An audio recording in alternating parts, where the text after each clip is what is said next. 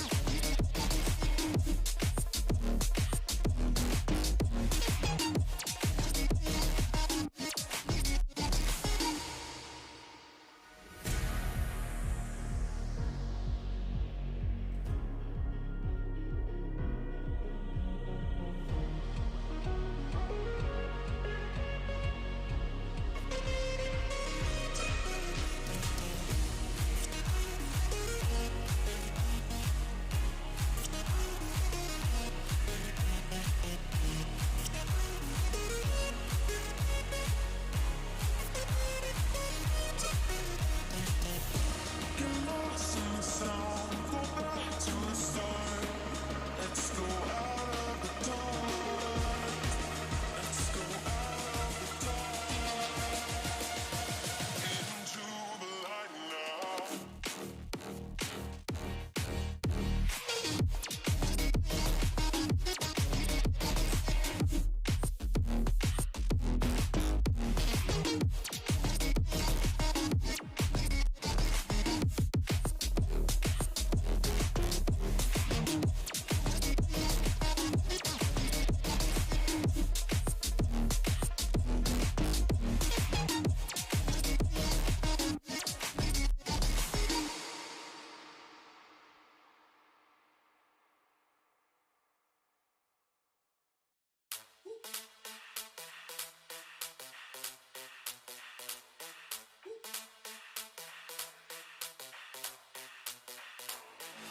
When I see you dancing, I'm like, hola, hola, hola, hola.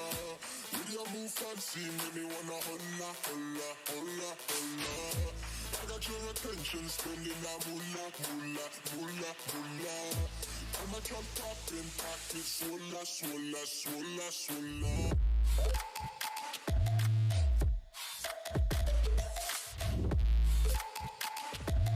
Swola, swola, swola, swola.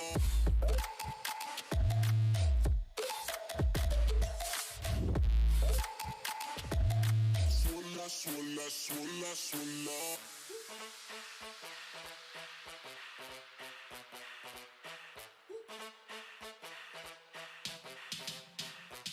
When I see you dancing, I'm like, hola, hola, hola, hola. See your move fancy, make me wanna hola, hola, hola, hola. I got your attention, spending that moolah, moolah, moolah, moolah.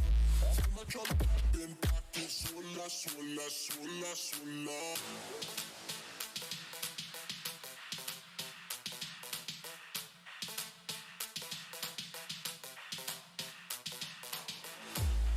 Your attention, spending that moolah, moolah, moolah, moolah. I'm a drop popping, pocket, swola, swola, swola, swola.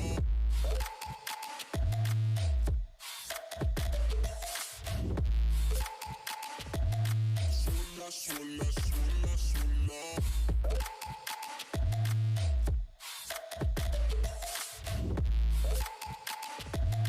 Swola, swola, swola, swola.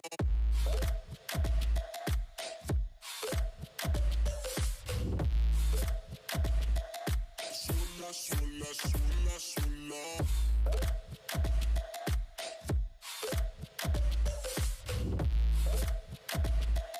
Swola, swola, swola, swola.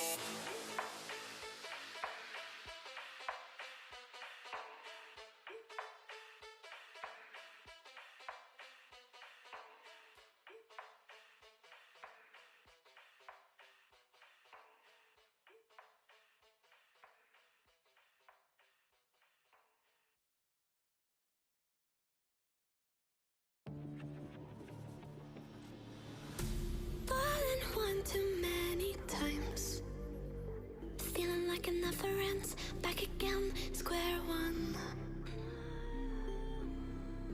Tried to leave myself behind, looking for a better place, not to stay alone.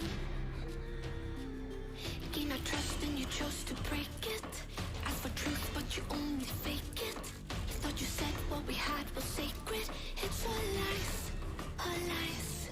I was broken and isolated, but inside held the fire waiting. Not a word that you say can save this, so don't try, 'cause this time you crossed the line.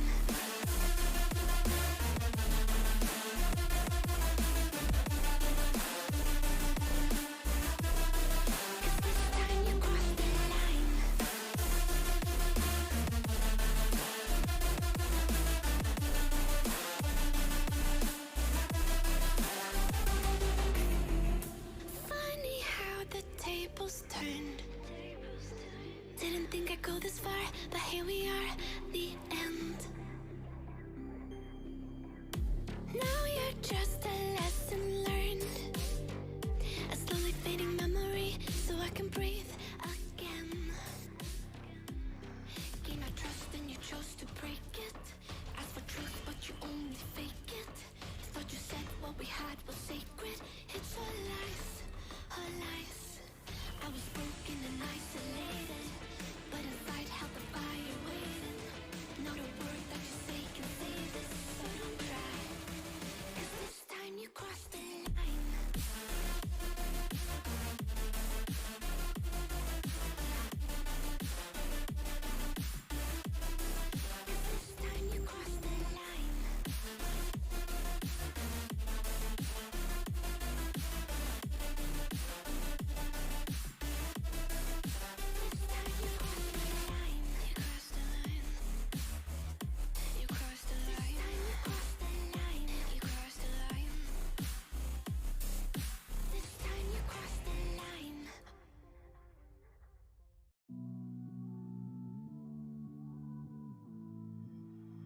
Somehow I woke up out in Beverly, fucked up, smelling like that bourbon, and I end up alone. I'm not certain. Yeah, the girls impolite in the club every night. That's how it goes when you Hollywood perfect. Hollywood perfect. That's how it goes when you Hollywood perfect.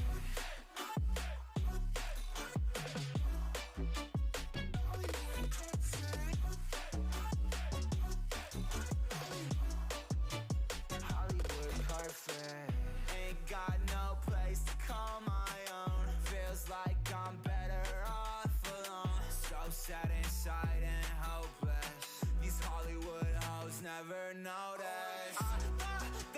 Can't get back on. You're gone, girl, I miss you. Can't get back on. You're gone, girl, I miss you. Somehow I woke up out in Beverly, fucked up, smelling like that bourbon, and I end up alone. I'm not certain. Yeah, the girls impolite in the club every night. That's how it goes when you Hollywood perfect.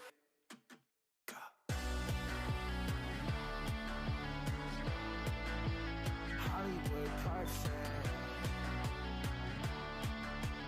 That's how it goes when you Hollywood perfect.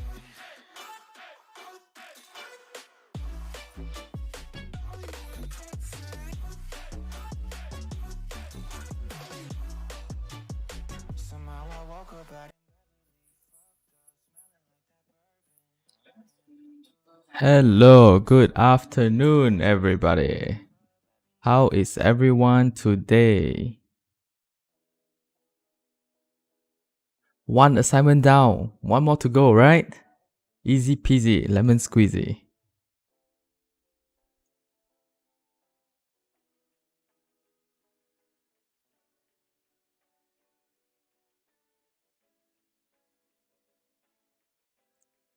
Hi, Amy. Hi, Jonathan, Shaharia. Good to see you guys here.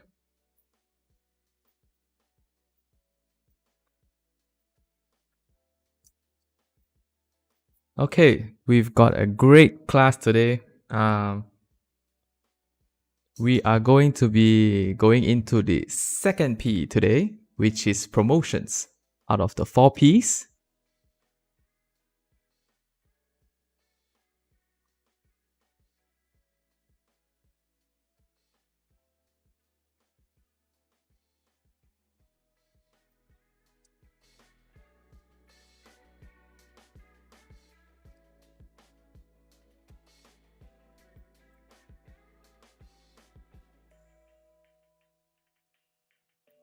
hello, hello. All right. Ask your friends to come if they're not here yet. Make sure to tune in.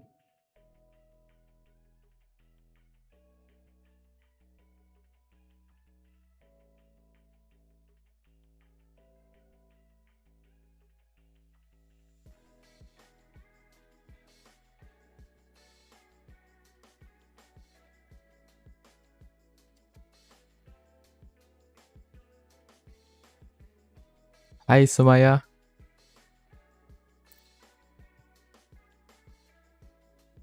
All right, I hope you've all taken your lunch. Maybe it's a good time now to grab a cup of coffee, and watch the lecture that I've prepared for you guys.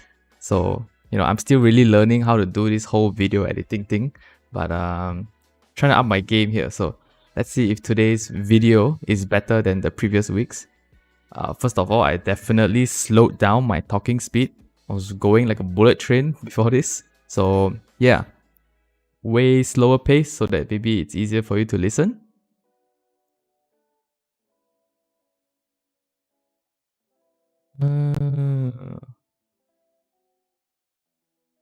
Okay, you guys gotta give me feedback, alright? If the video is confusing, if it's too fast, too slow, blur, anything like that, you can always just tell me and I'll try to adjust it. Okay?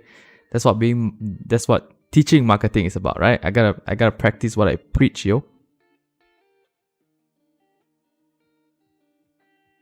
So gathering feedback is definitely an integral process of marketing. So remember to provide me with feedback. Next week, we will cover the rest of the 2 Ps. Yes, Hamza, we will do that next week. And by the end of next week, you have to submit your assignment.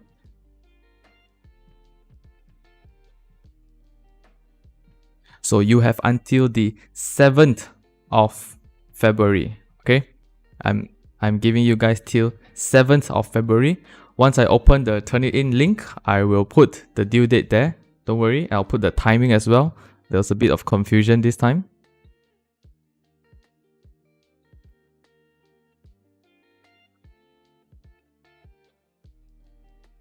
Okay, so today's chapter is on the second P, which is promotions. It's actually a very, very big topic. It goes through about 3 different chapters in the book, and I have to condense it into 2 hours. So it might be a bit fast, but I think I've managed the pace pretty well. So anything, there's always a recording on YouTube, so you can always play it back. Alright, so it's almost 2:05. Let's start the first video for today.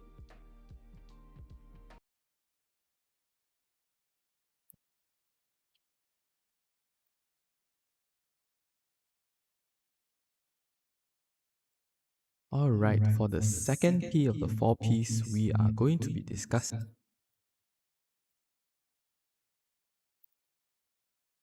Alright, let's start. Enjoy the video.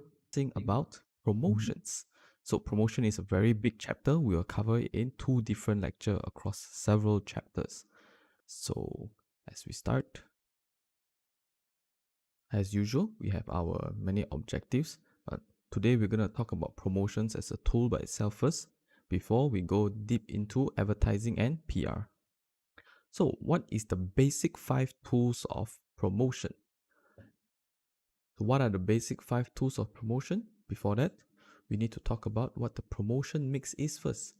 It is the specific blend of promotion tools that the company use to communicate value to their customers. Basically, they are the tools that we are commonly using to reach our customers. So for the first one, the most common promotional tool is advertising.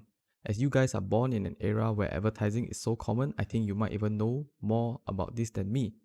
So, what does advertising comprise of? It is a presentation and promotion of ideas, goods by a sponsor. So, from the seller to the buyer.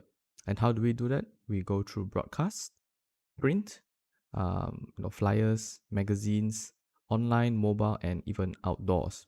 So, on average, we are exposed to 4 to 10,000 ads per day, and because of that, we have become very good at ignoring it.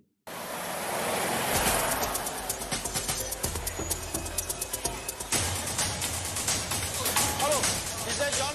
I'm Mr. Cool lah. Now I'm at Orchard Road lah, and I can see all my competitors' advertisements here. Wow, their advertisement is everywhere.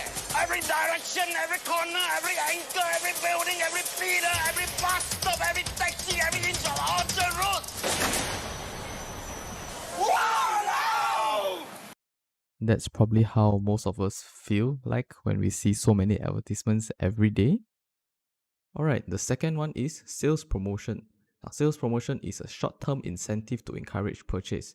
Usually, we do this by discounts, by a price reduction in the products or services, through coupons, which will also usually lead to some sort of incentive, displays, and demonstrations. So, if you realize today, everything is always on sale. If you go to Lazada or you go to Shopee, just take a look at their prices. There will always be a certain percentage cut, or there is a markdown from the usual prices. And of course, during the real promotions, there will be even more so. So some platforms have decided to use this as a tactic to encourage purchase from customers. All right, the third one is personal selling. So personal selling is using a sales force to engage the customers and to make the sale. So usually we will be using personal selling for products that require more thoughts and more decision making process. So this is especially useful for high involvement products. And we very often we see sales promotion being used at car dealers and at road shows, and also during exhibitions. Fourthly, we have public relation, which is the tactic used by companies to build up good image with their publics through many events such as press releases, sponsorships, or events. And for the fifth one, we have the direct and digital marketing, which is to engage directly with customers without going through any intermediaries in between. So back in the day when I was studying the 4Ps, this promotion did not have digital marketing part as the direct marketing. Usually it used to be this, but because of the growth and use of technology, now we have direct and digital marketing together, because both of these are used to target directly to the customers. And most of the services that we go through here is more personalized and customized for that particular customer. So for direct and digital marketing in Malaysia, we usually see it with financial products and also with direct selling. So brands like Amway, like Causeway, and recently the one that is gaining a lot of traction is the one called Atomy. So those, what they are trying to do is to directly engage with the customers to build relationship with them, and then through there they can make the sale. Okay, for our second objective, we will discuss about the integrated marketing communications, which can also be called as the IMC. So the purpose of the IMC is to use the 5 different tools that we have mentioned together collectively, so that the message that we send is cohesive. Because if you use each tool separately, they can send conflicting messages. So why do we need to use IMC? Because consumers are changing. The way they are buying and they are consuming products have changed over the years, and so we need to adapt to that, as well as our marketing strategies, especially our platforms. Our tactics are usually still the same, but the platforms and the tools that we use are changing, and also, of course, due to digital technology. Most people now shop through their phones or their devices like the PCs, the laptops, and the tablets, more than going to retail to buy certain things, right? Especially during the lockdown of the COVID-19 pandemic. In addition to the 5 tools that we have discussed just now, we also have content marketing, which is using content to engage with our target audience, unlike our traditional advertisements through posters or through some form of banner ads. So right now we create content in the form of short videos, clips, and also skits, where at the same time of providing entertainment, we can also share a brand's message to them. And of course, these people are paid by the brands as well.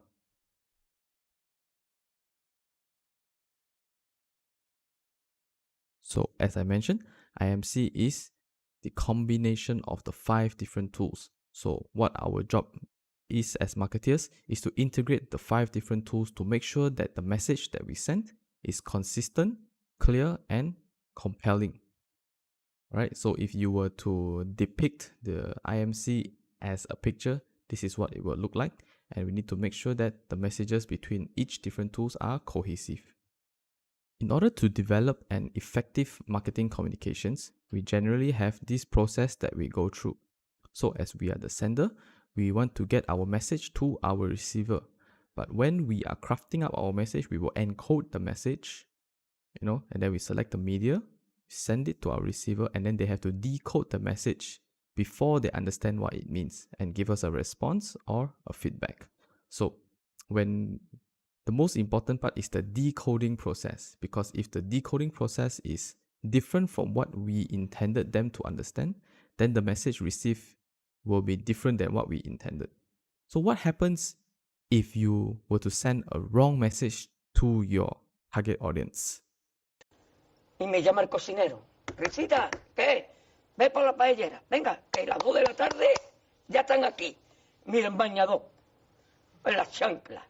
Todo despeinado porque no me dio tiempo nada ponerme las chanclas y el bañador.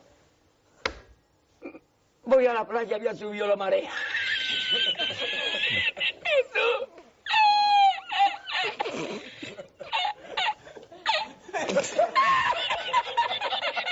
Jesús. Había subido la marea con una paella.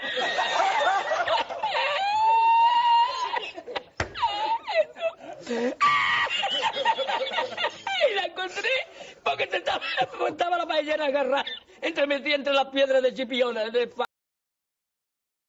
In order to create an effective message, we must send the correct messages to our correct target audience to get the expected results. Similarly, like what we do in our market segmentation, we have to get our audience correct before we send the correct message to them. So instead of using the 4 bases of segmentation, in communication, we have a different step on it, which is asking a lot of questions. So it's a similar like the 5 W's, 1 H when you're writing your English compositions. So this is it: what, how, when, where, and who. So this is all questions that you should ask yourself when you are crafting a promotional message. So remember, at the very first lecture, I asked you guys, what is the purpose of a marketer? Our job is to get customers to say, Shut up and take my money. So this is the process that a typical consumer will go through when they see a promotional material that leads them to purchase. Doesn't matter if it's personal selling or PR or advertising, they will have to go through awareness, knowledge, liking, preference, and be convicted before they make a purchase. So as usual, it all starts again with understanding our customer needs and wants.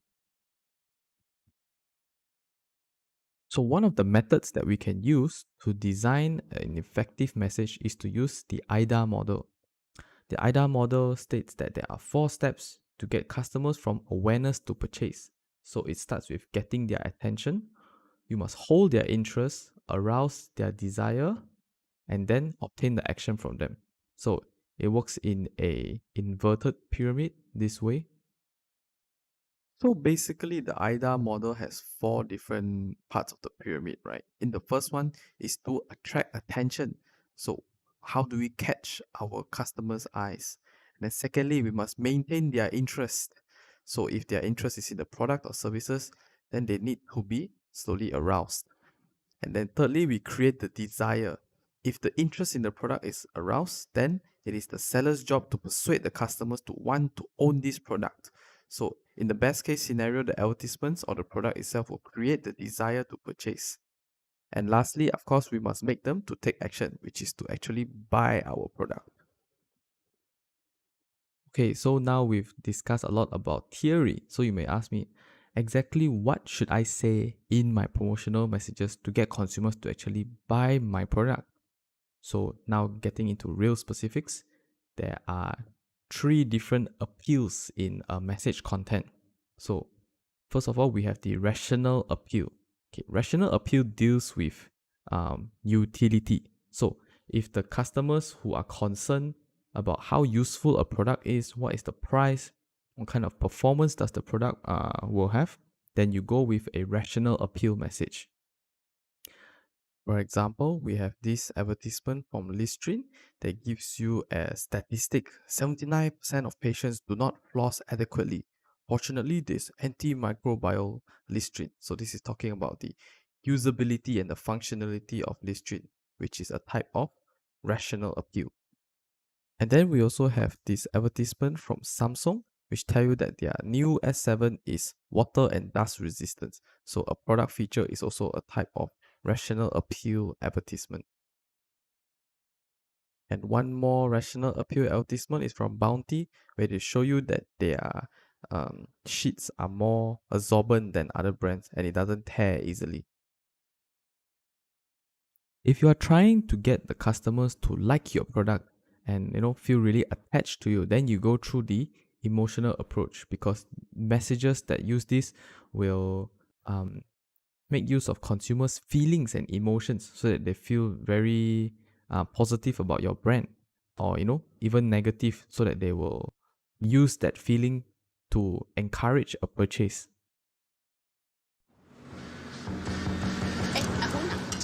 Chả có một khoản tiền đuổi kia ấy.伊人啊，也无用，也做工做。我的查某囝是老爷来哦。老兄啊，我都甲你讲啊，一个大波一个查某好啊。你后生安怎？伊啊，伊也无用诶。伊即个生意啊是做零子，伊等咱的政府啊，佫有生意来往。美国啊、香港啊，佫有伊本八老德啊。佫有啊，伊啊，在咱们沙拉买一间新厝。咱们沙拉袂歹啊。好啊，比我的囝好，伊是 doctor 来的，大London啊 ，specialist 啊，啥物啊 ，cardiology，伊真够趁钱的。安尼搞啊？是咧，你会查我安怎？我逐摆拍电互伊吼，伊真无闲的哦，伊若迄个会计楼做工吼，有淡薄股份啦，真出名的迄个会计楼，我都唔知影叫啥物名吼。就代表吼，伊一年内面会趁到差唔多450千哦。是咯，我的囝，伊一斗开刀啊，会趁20千英镑啊，一日会开2个啊。英啊，英，你的囝呢？我囝好啊，我囝爱来载我了咯。在咯？是咯，真麻烦哦，逐摆去倒落都爱带我去行哦。你再随来哦。我囝来了，我囝，你来，我早先啊。妈好不？好啊。妈，今日咱去金马伦哦。金马伦真灵嘞。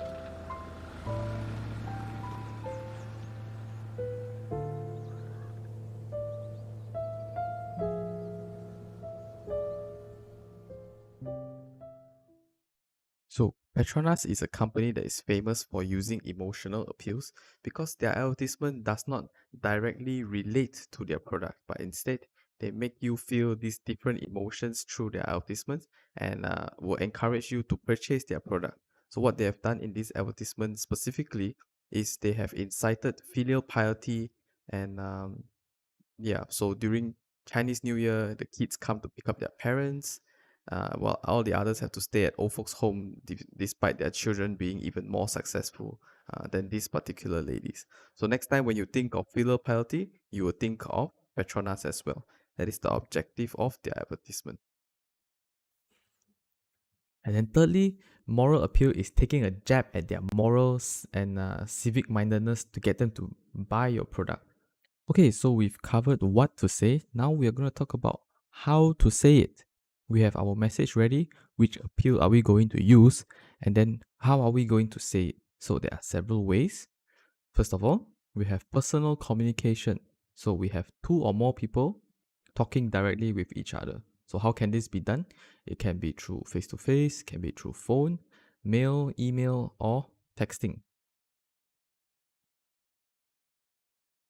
So if we don't want to say it personally by ourselves, we can go through other people, which are opinion leaders, which are your KOLs or your influencers. So that's why we hire them and we sponsor them on their channels to get them to say what we want to say, right? So buzz marketing, on the other hand, is making use of the different platforms available to spread information. And when the topic is hot, people generally talk about it by themselves without you needing to do anything extra. So that's how you do buzz marketing. So for example, Starbucks targeted Facebook and Twitter during a blizzard storm, and they purposely used this topic of blizzard, snow, and they use all the different hashtags to encourage people to talk about it, and they tag themselves. So when anybody looks for the hashtag blizzard, looking for news and all these kind of different things, their Starbucks posts also will get noticed and seen by people. And sometimes people reshare it, or sometimes people will reply to their thread on Twitter. So that's a way to use buzz marketing to spread the message that you want to spread. So actually, the hashtag is a very powerful tool that can be used to not only spread messages through buzz marketing, but also be used to find common people who are looking for a common topic. So non-personal communications affect buyers directly, and they are used through three different ways, which are major media, atmospheres, and events. So major media includes things like television, radio, newspapers, magazines. And then in atmospheres, we have sort of design environments that will give the buyers or the customers a greater sense of confidence. So that's why when you walk into a lawyer's office, they have their certificates hanging in their office and all these kind of things. Those are what we call atmospheres, to reinforce your confidence in them. And we also have events. So events are staged occurrences that happen, such as grand openings, shows, exhibitions, public tours, and all sorts of other kind of events that will communicate messages to our target audience. And there is no really one-to-one kind of conversation, because it happens as a big event and it caters to a larger amount of audience at once. Okay, so the effectiveness of the message depends on the person who is sending out the message. So usually messages that are sent out by credible sources are more persuasive. So that's why food companies try to promote to doctors, and if you want to get teeth related products, you get dentists to endorse all these kind of products. And for sports related products, you get athletes and celebrities to come and promote all these kind of things. Even food loves to get celebrities, like people like, I don't know, Beyonce endorses Pepsi and L'Oreal. So it attaches that kind of credibility of that person with this brand. And then after you send your message out, you need to collect feedback to make sure that the message that you send is exactly what you wanted them to get. And with this, you are able to modify or change your message if it did not achieve.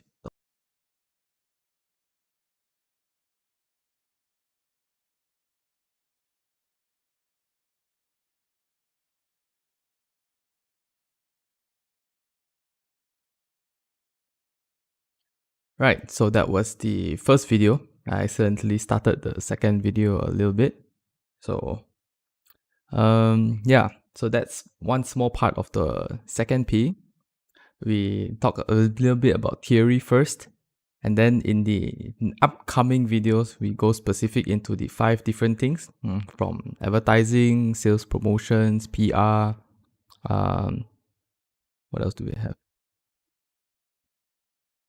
yeah, basically there are 5 different tools, and how do companies use it, and what are the things that we need to consider. So the videos are pretty long. Like the next video is about half an hour because there's a lot of things to cover. So we'll continue right into the second video, I guess. There's not much time today to play games with you guys in between. Otherwise, I had actually planned some other things. But let's watch the second video first, all right? And see how it goes with time.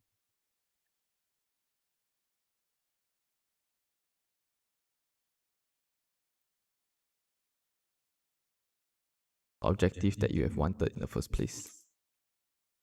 So this next part will be a bit more difficult to answer because it will be how much should I spend on my promotions? So there are several methods to do this, but there is no one best way. Okay, so the first one is called the affordable method. So this one is just an estimation by the management. We think we can afford this much, so we call it the affordable method. And then we have the percentage of sales method. So as the name implies, you take a percentage of your sales to be used for promotions. Now in the industry, there are many different ways that they have been trying to set the limits on promotion budgets. Like for example, some companies have tried to do it based on their industry that they are in. So in the consumer packaged goods, they take about 10 to 12% of sales. And for cosmetics, they take 20% of their sales. And household appliances might only take 1.9%. So none of those might be the best method, but it is something that is being used currently.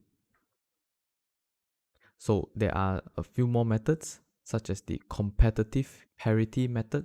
So you go and check what your competitors are doing, and you estimate how much they are spending on their promotions, and you sort of copy their promotional budget. And then the objective and task method uses the promotional budget through setting objectives and the cost of the task that we need.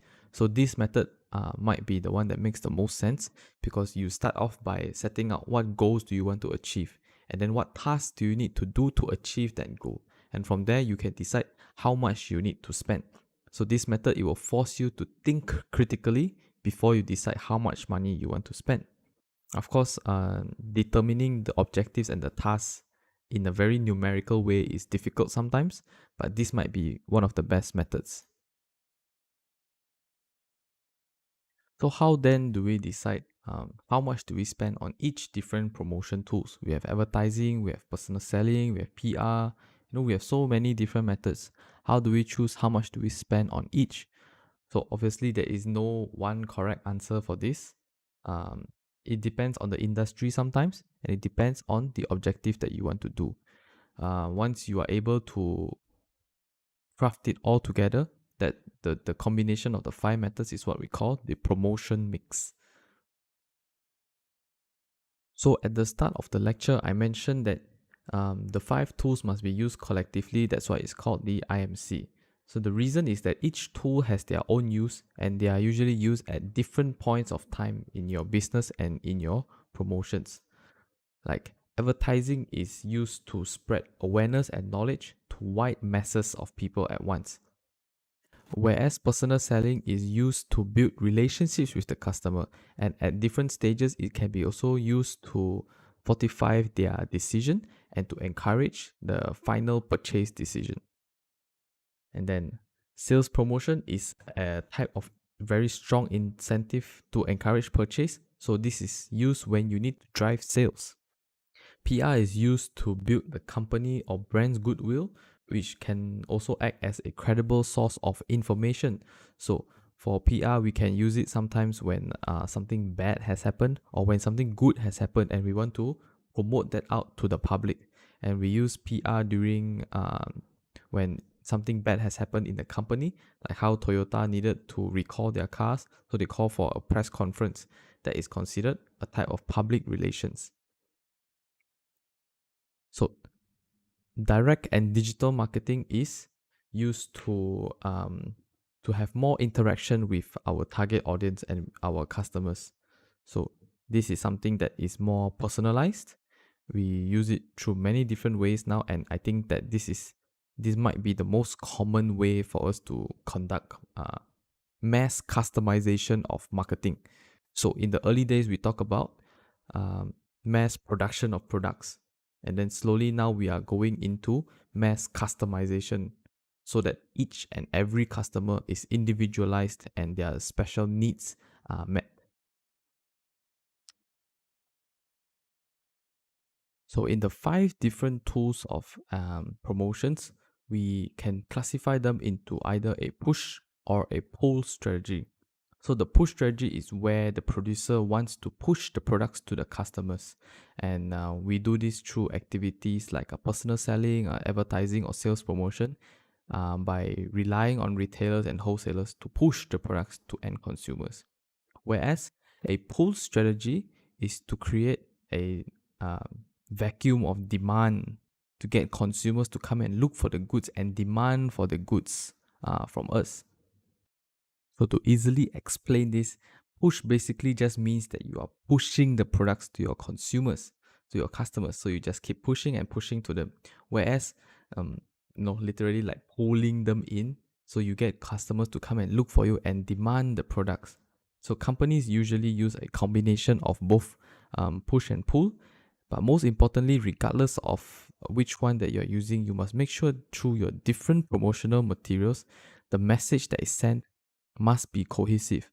So, for example, if you are a marketeer for a luxurious brand like L'Occitane, and through your advertisements and through your different promotions, you are expressing yourself as a very high-end and luxurious brand.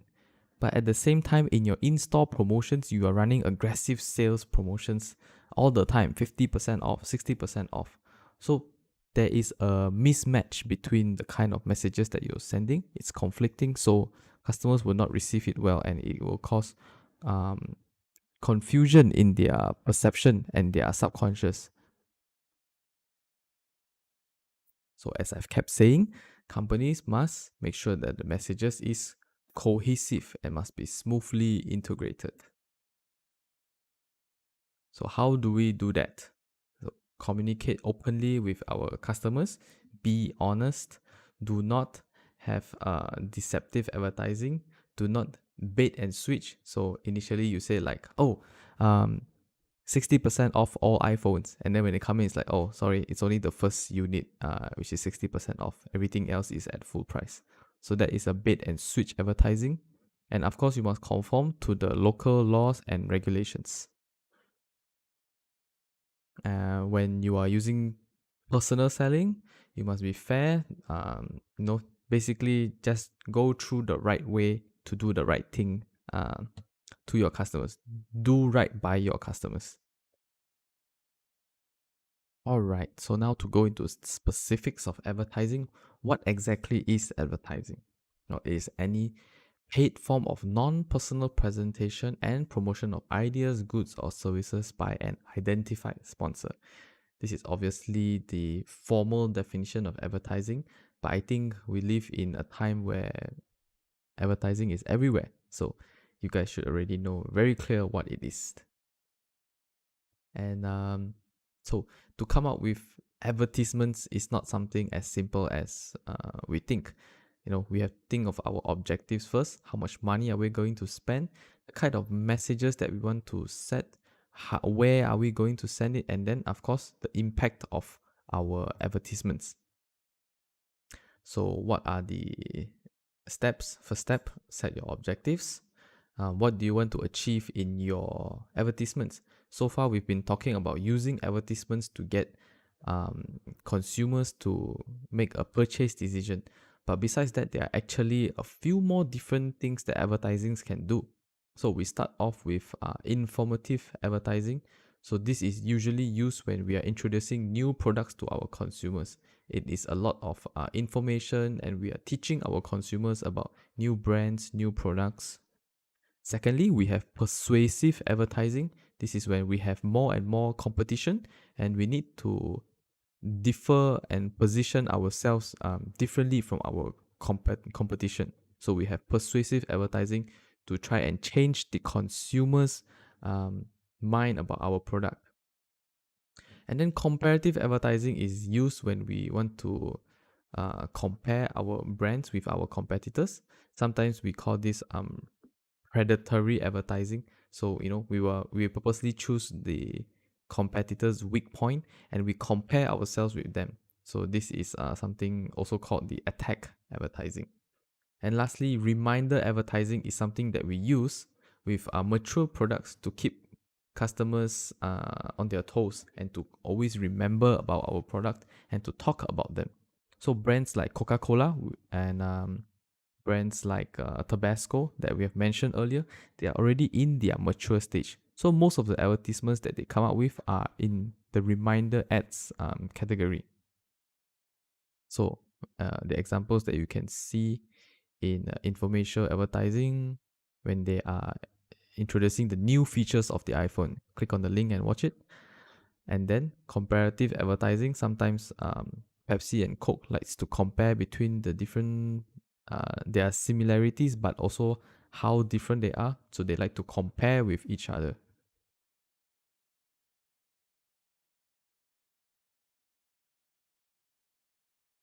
So through our different types of advertisements, we can have different objectives.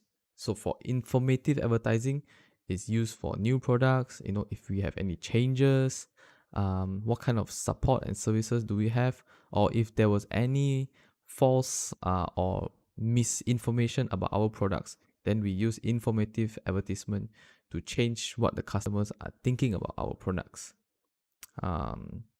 In persuasive advertising, we are trying to build brand preference. We're trying to get people to switch to our brands. And most importantly, it's for us to build our brand community. So we want to try to get as many people as possible to think the same way about our product. So this will create a positive light around our goods and also our brand. And then we have reminder ads is to maintain the customer relationships and to remind that these are something that they still need. So obviously reminder ads, as it says, most importantly serves as the purpose to remind the consumers about our app, about our products.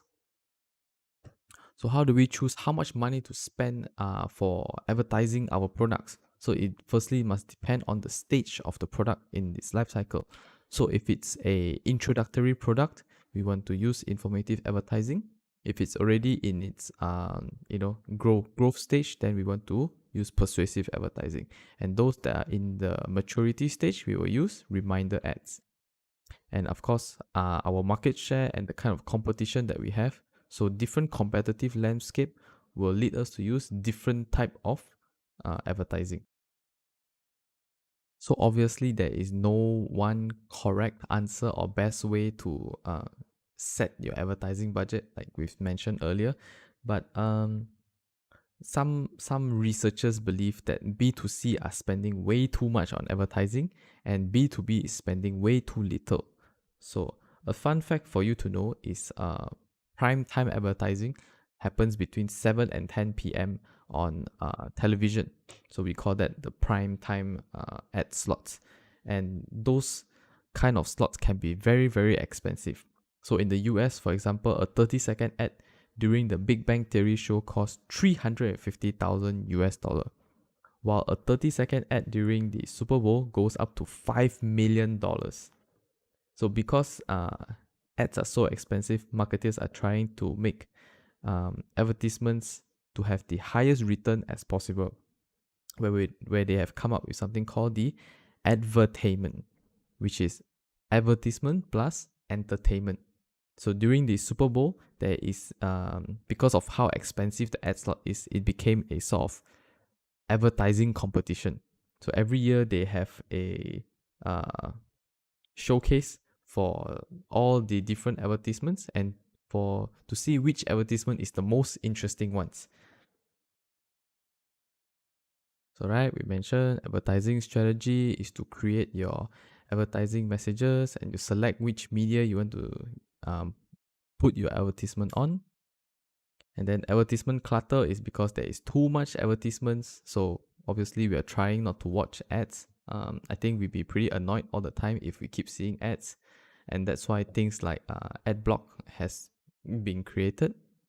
So many platforms now have sponsored content, or in the marketing world, we call it native advertising.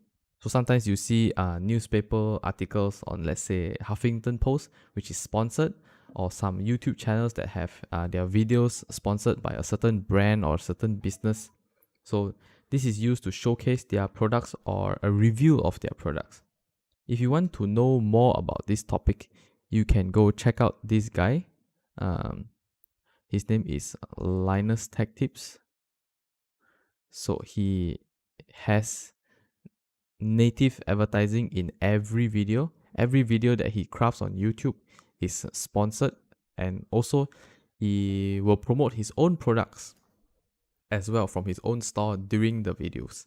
So he is very innovative how he has combined advertisement into all his videos. So if you're interested in native advertising, definitely go check this channel out and see how they are doing it. So okay, the next part we will discuss what is the message strategy that we are going to use. What kind of message do we want to send in our advertisements? All right, so we shall go straight into it through message execution. So in message execution, we have many different styles that we can use to send the message of our product or our brand. So we have 9 different ways here which are commonly used. And in the 9 different ways of message execution, we start off with a slice of life. That is the kind of advertisements that they show the typical and everyday person who is using the product. So that's called slice of life. Or we can use lifestyle. So what kind of lifestyle do we want to promote? So obviously sports products want to promote an athletic and a healthy lifestyle, or exploration, adventurous kind of lifestyle. So that's what they put inside their promotional posters. So fantasy is creating a fantasy around the product or its use. So like how Mercedes, when you're driving it, feels like you're in a fast-paced adventure. So that's the kind of fantasy advertisement message that they're sending to you. A mood or an image builds a mood or image around the product. So these Toys R Us will usually use this during the Christmas time. So when you are in the Christmas mood, and if you are looking for toys to buy for children, then you would think of Toys R Us. Nowadays, musicals have become more popular. So you have people singing about the product, or dancing to the tunes, and it relates to this product. So it feels like that if you're eating these chips, then you're dancing on the inside. Personality symbol is used when they create characters around a certain brand. So like the different M&Ms. So they have different characters for each of them. And like in Malaysia, we have the tiger biscuits. So they have a tiger character that goes. Personality symbol usually goes a lot with children products. So like cereals usually have their own sort of character that they have created. So we have personality symbol there. Product manufacturing is sort of they're trying to show off their technical expertise and how they have come up with the product. So maybe, for example, an exploded view of this watch will be considered as a product manufacturing message. And scientific evidence, they want to showcase to you what exactly is superior about them in terms of their product. So they will show you like the technical specs of it, or it's less sugar, contains a lot of vitamins and minerals. And of course, we have the most popular one through testimonials from consumers or endorsement by celebrities or famous people with their product. So these are the 9 different message styles that you can use in your advertisement. Okay, so in your messages, you also include whether you have positive or negative tones and what kind of words and attention. These are all really just going into details of creating an advertisement. Yeah, this is not very important. Okay, so to close up this chapter on advertising, we will discuss the next four things, which is how are we going to select the media of our advertisements. So basically, to simply put it, reach is how many people was exposed to your advertisement. Frequency is how often are they exposed to the advertisement. And so media impact is the qualitative value of a message exposure. What it means is basically whether the message in one media versus another media, which one is more believable. So the more believable one has a higher impact. And in terms of engagement, it is measured through how engaging the content is, such as through ratings, readership, listenership, and even our click-through rates. So in a sense, you can say that engagement is actually the relevance of the ad content towards the audience. So this is the profile of the many types of media that we can choose to use today.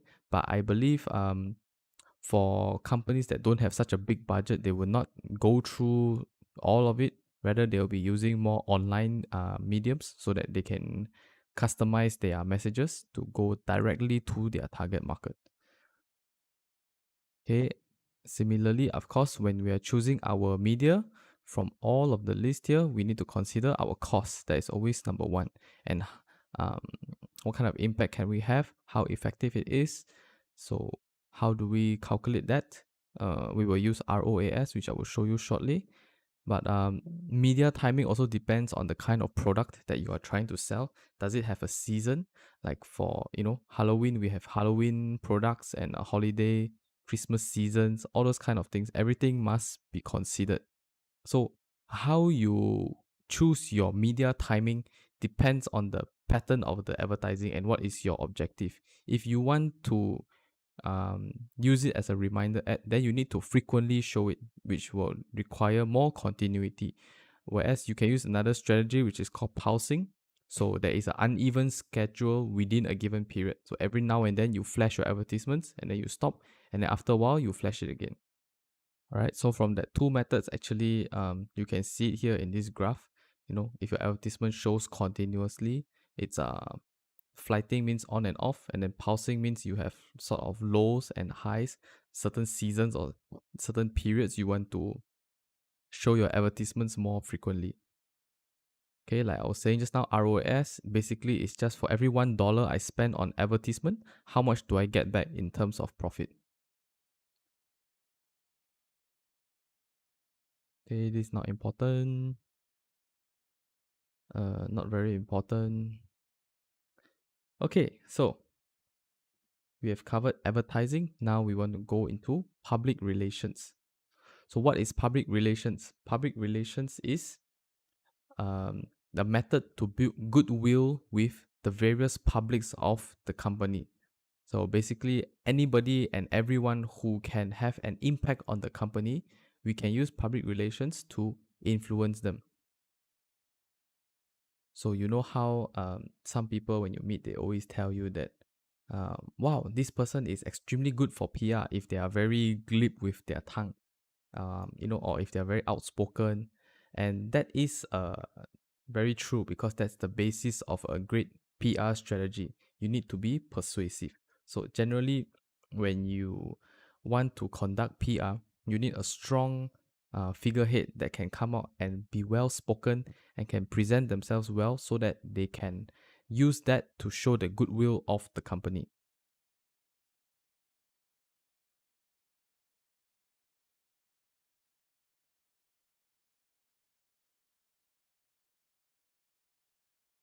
So how is PR conducted? There are quite a few methods, but the most common ones are through using press relations. So when they hold a press conference or when they publish things in a newspaper, that's the most common ways that they do it. So enough about that. Instead, let's take a look at an example of a PR strategy conducted by CVS in America. So CVS is an American pharmacy chain, and one of the biggest PR campaigns that they had was when they decided to stop selling cigarettes in their stores, which was about a $2 billion revenue per year for them. So instead of letting this event go to chance, they decide to aggressively advertise full pages advertisement on places like New York Times, Wall Street Journal, and many other major medias. Some with the company's president announcing that they are quitting. So because they are a pharmacy chain, right, selling cigarettes does not go in line with being a health care kind of company. So this led to more than 2,500 broadcast mentions, reaching 218 million people with more than 200,000 mentions and 150,000 shares online. So the coverage of this PR event was very big. Then, in order to follow up with their initial press conferences, they had a big publicity stunt, which was to snuff out a 50-foot cigarette in New York City. So they had somebody made this giant 50-foot tall cigarette for them, which they put out to show that they are permanently quitting selling cigarette products in their stores. So 3 weeks after this campaign, you would think that the shares of the company would drop because they just lost a major source of revenue. But instead, the company's stock rose about 10% on the stock exchange. Although in total they lost about $2 billion in revenue from tobacco products, it was estimated that they grew about 20% in overall for the company, where from they gained a lot of benefits from their new health branding and positioning, which ultimately actually earned them $4 billion instead.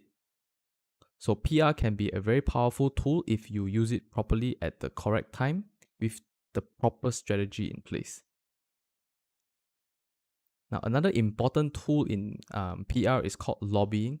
So what you do in lobbying is you build relationship with lawmakers, legislators to influence the local laws and regulations that may affect your company's performance. So you might say this is a bit of a gray area because big companies like Nike and Coca-Cola, they have many ways for them to talk to powerful people, and sometimes they get things to go their way, whether it's good for the public or the community or not, but it's definitely good for the business. So all you need to remember about lobbying is that basically it's a form of communication that tries to influence how the laws are being crafted. Okay, and then investor relations is just maintaining relationship with shareholders and other people in the financial community. So with members of the bank and any financial services that the company is using. And development is working with people from non-profit organizations. So it's a lot like the CSR programs in a company. In the category of PR, we call it the development. So why do we consider using PR instead of advertising? This is because PR can be a very cost-effective method to get the objectives that we wanted. When using PR, the company does not need to pay for space or time in the media. Rather, it pays a person to develop the materials for them. So in that way, it always will be lower cost than advertising. On top of that, it can have a stronger impact and has the power to engage consumers and make them feel like they are part of the brand story. So how do companies use PR to communicate with their publics?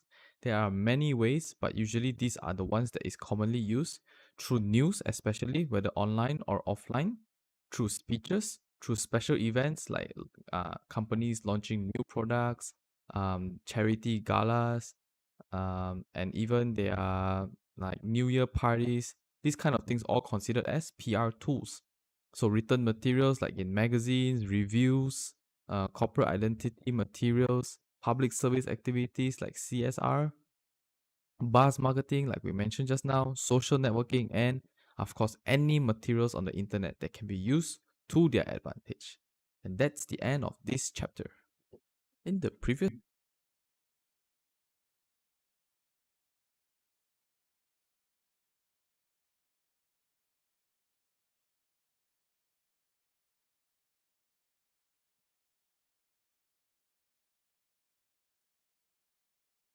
All right. That is the end of the first part of today's lecture. So as you can see, time is already pretty tight. We are used up almost 1 hour for one lecture. Yeah, so that is the first part, the introduction to promotions, and also to the first two, advertising and public relations. So I hope you guys understand what advertising is. I'm sure you know what that is, but for PR, I hope you have a better idea of what it is.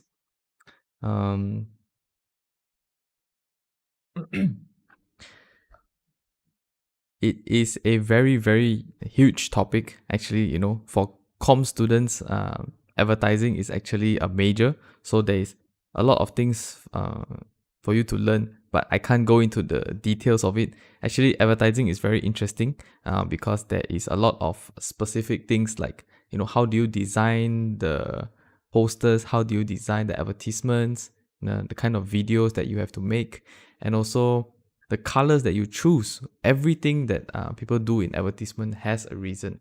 But unfortunately, I don't have time to go into those details with you. Perhaps in the normal semester, I can share a little bit more. But for this, yeah, that's sort of the best that I can do for now. Okay. So the next two videos, for once, my videos came out okay. I could render it, but the next two videos will also take about 45 minutes. It's quite long, so I might not be able to do what I wanted to do with you guys today, but definitely I will switch it up in the tutorials and I'll make it more interesting there. All right. Why is my background moving? Okay, so any questions so far on advertising or on PR? You can type any questions that you have while the video is playing, and I'll be more than happy to answer it for you guys.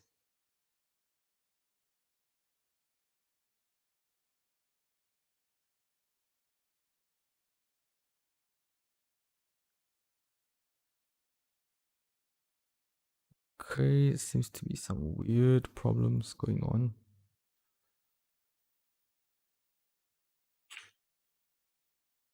Yeah, it shouldn't be like this.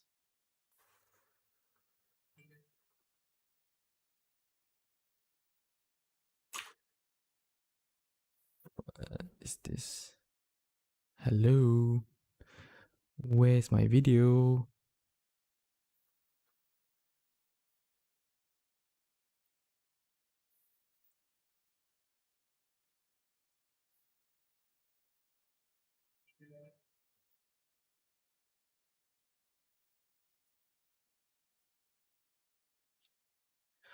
Okay, so nothing so far, then I will start the next chapter. So that was sort of chapter 7, and now we're going into chapter 8. So chapter 8 is still on promotions, but the difference is we will be going into detail for personal selling, for direct and digital marketing, as well as sales promotions. Let's start it. This chapter, we have covered the basics of promotions and also extensively into advertising and PR. So this week we will go more in depth into personal selling, sales promotion, and also direct and digital marketing. What is the role of a company salesperson in our business? First of all, we need to know what exactly personal selling is. It is the interpersonal part of the promotion mix and includes face-to-face communication, telephone, video, web, basically as long as there is two parties with direct communication, we call it personal selling. So, salespeople are very important to us because in a company, we have many different departments and they are all cost centers. Only the sales department is the department that is generating revenue for our company. So they work very close with marketing. That's why a lot of companies, when they're hiring a position, they put sales and marketing together. I remember when I told you guys that marketing is a kind of job that does not have an expertise just doing marketing. Normally, you are tied to do with something else. So, sales is the most commonly one that works closely with marketing. They are the bridge between the company and the customers. So, if there are anything that the company wants to transmit to the customers, we use our salespeople. Likewise, when we are gathering feedback from our customers, we also go through salespeople. So, what are the 6 major sales force management steps? This is a theory that we use to design and control our sales force. Okay, so we start off with designing, we recruit, we train them, we pay them, and then we supervise them, and then in the end, we evaluate them. Okay, so the purpose of a sales force is to build relationship with customers. That is always the core part of the sales force in a company. So when we are designing our sales team, we can use several ways to do it. Commonly, we use these 3 methods. Firstly, it is the territorial sales force structure. Territorial is similar to our segmentation by geography. So we divide up our market by location, correct? Similarly, we can do this for sales as well, where we have a sales force divided up by location. So in the real world, salespeople have a few key responsibilities, which is to sell the product, manage relationship with the customers, gather feedback, and also find opportunities to cross-sell and upsell the company's products. So in territorial sales force, we sort of have a hierarchy instead. So for example, if you are a salesman in, let's say, a small town in Johor, let's say Muar. So if you are a salesman in Muar, you probably have a bigger sales department that covers Johor, and the Johor sales team would then have to report to a bigger sales team, let's say the Southern Malaysia team, and then we will have one more sales team in the HQ. So there is sort of a hierarchy in territorial sales force, and that's how the company can control the different layers of people and which territory that they are in charge of. So secondly, we have the product sales force structure. In this method, we divide up the sales team by product categories or product lines. This is usually done for companies that have many or complicated set of products. For example, General Electric in the United States have many different products that they sell. They have aviation products, they have energy products, they have transportation products, and even water processing products. So each of these products requires specific product knowledge in order to sell the products. And instead of using a territorial one, a product sales force structure makes more sense in a company like that. Thirdly, we have the customer sales force structure. In this structure, the salespeople will sell products according to the customer or industry line. So let's take Nestle for example. You have customers that are individual retail, which are like neighborhood sundry shops. And then you have the chain retails for people like Speedmart, 7-Eleven. And then you also have the hypermarket and supermarket categories. So each sales force will be focused on each type. So either you are individual retails, or are you in the chain retails, or are you in the hyper and supermarket categories. So you can assign each team to serve each type of different customers. So this is not very important. We'll skip this slide. Okay, so in a company sales force, we can also divide them into internal and external sales force. So the internal sales force are people that conduct sales through inside the company. They do not need to go out. So they can do it through telephone, through online, which is your most popular cold calling. This is considered an internal sales force. So nowadays we have the online sales force, people who manage the social medias, who manage the online sales through platforms like Shopee and Lazada. And also we have the external sales force. So these are the typical old school methods where people have to travel out. Like for example, if you are using the customer sales force structure, you have your retails, you have your hypermarkets, you have to go out and you have to visit them personally to build the relationship with these people and to maintain the sales with them. So So external sales force is still required today, and both of these should be used in conjunction together to strengthen the whole selling process. So team selling is using different teams of people to sell a product. So usually these are used for very complicated products. So there is a company in Malaysia called Juris Technology. They are specializing in building softwares for banks. So they have a sales team, they have a marketing team, engineering, a software development, and they need to all work together in order to satisfy the customer's needs. So they have a very niche target because they only make bank related softwares very, very specifically. So they must have the technical team to find out what exactly the customers want, and then they must have the other software developers to actually create the software, and at the same time they need the sales team to liaise with the customers. Right? So once we have decided what we want our salespeople to do and how they are going to conduct their sales, then we need to recruit and select our salespeople. Obviously, in terms of management theories, you should always be hiring people for their skill, but also more importantly, you should hire for a person's attitude. So it is very important to have a screening session to see whether the salespeople is suitable for this kind of job or not, because being salespeople is not actually a very easy thing. In a sense, you are begging people to buy your goods or buy your company's goods rather. So you need to find people who can humble themselves enough to sort of receive this kind of treatment from customers. Later on, you will see in our sales process that there is one step called rejection. So salespeople receive rejection so much on a daily basis, it can be mentally fatiguing sometimes.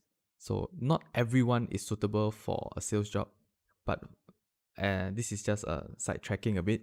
I think that everybody should at least do a sales job once in their life. So if you have a chance, I recommend that in your first job, try to go for a sales job.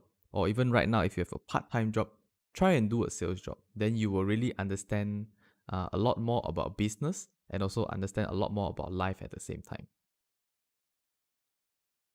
So how do we train our salespeople? We need to train them in terms of customer knowledge. What kind of customers are we facing? What kind of personality do they have? How should we approach them? The entire selling process. And also, most importantly, the knowledge of your products. You need to know what you are selling before you can sell your products. And then another question that comes up very often is, how do we pay our salespeople? So obviously there are many methods to do it. Fixed salary obviously is exactly what it means. No matter how much sales you do, you get a fixed amount. A variable amount is sort of a commission. Usually you have a basic salary, and then on top of that you have a commission.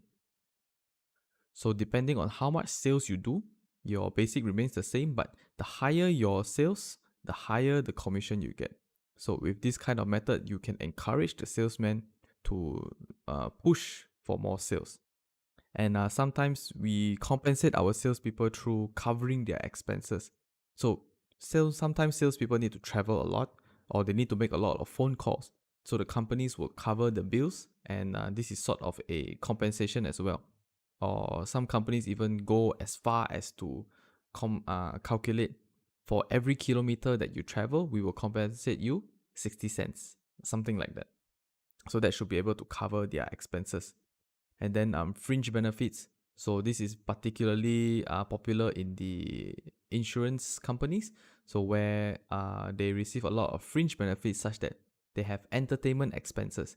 They can bring their their customers out for coffee, for lunch, for dinner, and the company pays for it as long as you are able to bring sales result back to the company. So as managers and as marketing people, we need to supervise and motivate our salespeople. We need to make sure that they do things the right way, and we need to make sure that they work hard and energetically. So this is obviously easier said than done. So this is a chart that shows how salespeople are spending their time. So active selling is very little, and as it says, they want to let them spend more time conducting sales rather than doing all the admin work. So how do we improve our sales morale and our staff's performance? So organizational climate, first of all, we must have the proper procedures for them. We must have the proper supporting departments to help our salespeople to conduct their sales. So that is what is meant by organizational climate. They must have a proper and comfortable working environment. Imagine if you give your salespeople, two different locations, but each location is 16 hours apart, for example. So the time that they need to take to travel to both places is, first of all, very inefficient. It wastes a lot of time, but they also get tired physically from traveling. So you must know how to adjust and adapt for your salespeople to be able to work properly. And secondly, you need to learn about sales quotas. So in many companies, their sales quotas function is very weird. It's like they will keep increasing the quota for a salesperson as long as they achieve the initial one. So once you hit your sales goal, they will increase it. Once you hit it again, they increase it again. So imagine if you've been doing sales in the same company for 8 years. Your sales quota will be sometimes illogically high. So when bad times hit, like the COVID-19 pandemic, or there's a very bad economic downturn, once you can't hit your sales quota, you will not get your sales bonus for that month or for that time period. So sometimes sales quotas need to be looked at and adjusted accordingly. I think many companies today still do not use the sales quotas properly. So definitely there is something that we have to be looking into if there's a chance for us to become managers of a sales and marketing department next time, for example. And of course, positive incentives. You need to always be boosting their morale and be giving them the kind of reward that they deserve for the amount of work that they put in. So this is more on management theory, so we shall not go too much into it. So how do we evaluate our salespeople? Obviously through sales reports. How much have they sold? Their call reports, you can see who they have been calling. Have they been calling the customers, and how long do they talk to them? So that can be a gauge to what kind of sales performance that they have. And of course, the expense reports. So for those who are outbound, they need to be traveling a lot. So you look at their petrol claims, where they pump their petrol, how often do they do it, and at what kind of timing. Those kind of information can tell you a lot about what the salespeople are doing outside. And of course, for internal ones, you look at the call records once again, or if they are handling social media advertisements, look at how much they are spending on the social media ads and how they are doing it. So expense report can be a method for you to tell whether your sales force is performing or not.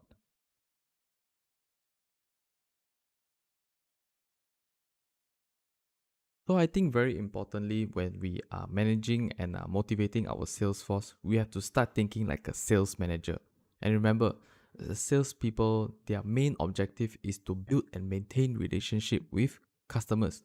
So methods such as sales quota are starting to become outdated, because if you give them very high commissions for hitting their sales quotas, salespeople will be more focused to close the deal with the customer rather than to build long-term relationships with them. So instead, the package should be done in such a way that will encourage them to build better relationships, such as giving them commission based on the customer's orders growth over a certain period. So like, let's say month on month, or like year on year. So as their orders increase in magnitude over that period of time, then you give them higher commissions. So that's a way to encourage them to build progressively over time. And in order to do that, they will need to build relationships with the customers. Because we must remember that if we are the manager of sales, we cannot solely be motivating using money only. Because as Maslow in his hierarchy of needs has mentioned, money can only do so much to motivate a person. There is a point where money is no longer the main contributing factor of motivation.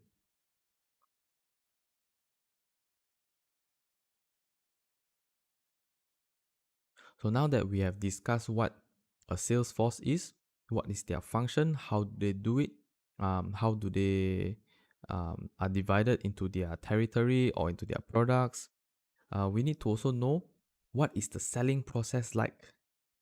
So in this diagram here, we have the steps on how to sort of do a sale in a way.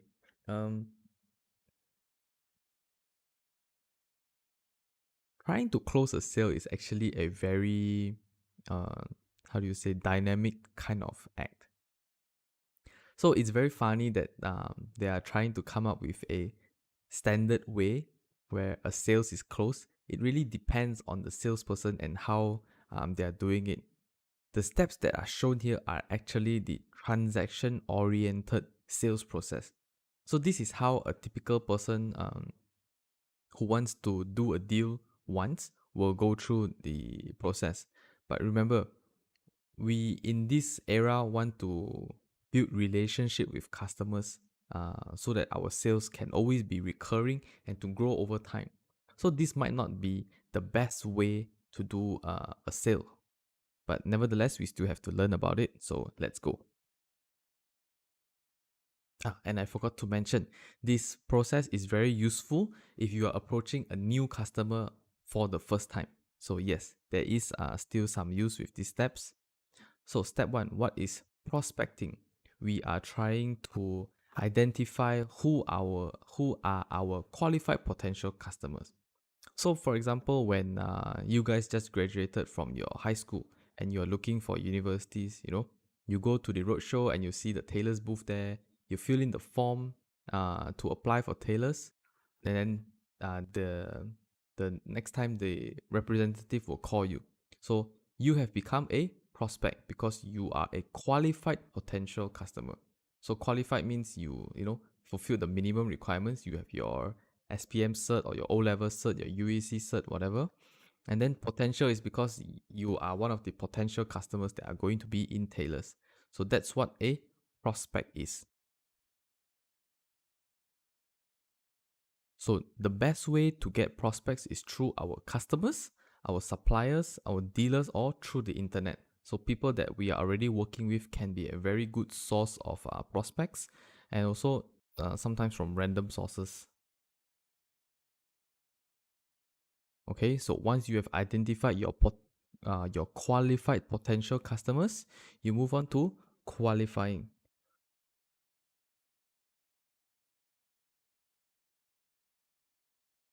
So qualifying is the stage where you sort of screen your customers, look at their financial ability, can they buy your product? Are they able to pay for it? How much business can you get from them? What kind of needs do they have? Can you fulfill their needs? And where is their location? Is it profitable to serve them there? And what is their future growth potential? All right. So first you have your prospects, and then you screen them, you're qualifying. And then we move on to pre-approach. Pre-approach is a little bit like, if you think about it, it's stalking your customers.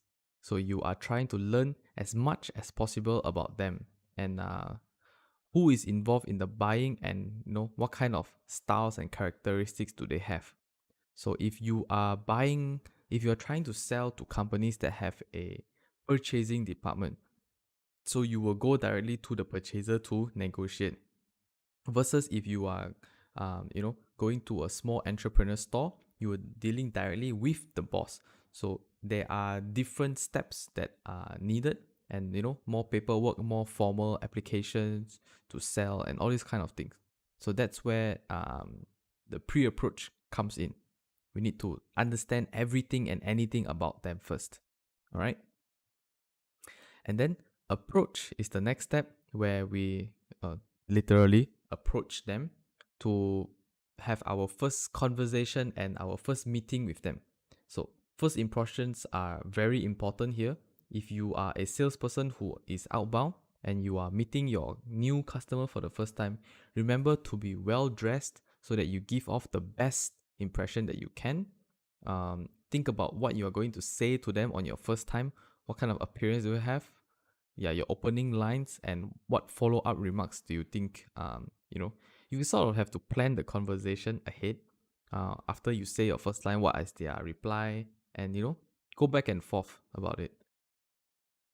Okay, so let's say you've gone through the initial approach and the customer is interested. So now you have a chance to present your product.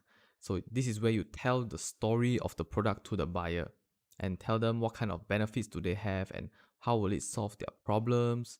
So this is really where your product knowledge comes in very useful, and they will always have questions. So you must be prepared with adequate product knowledge before you are out selling like this.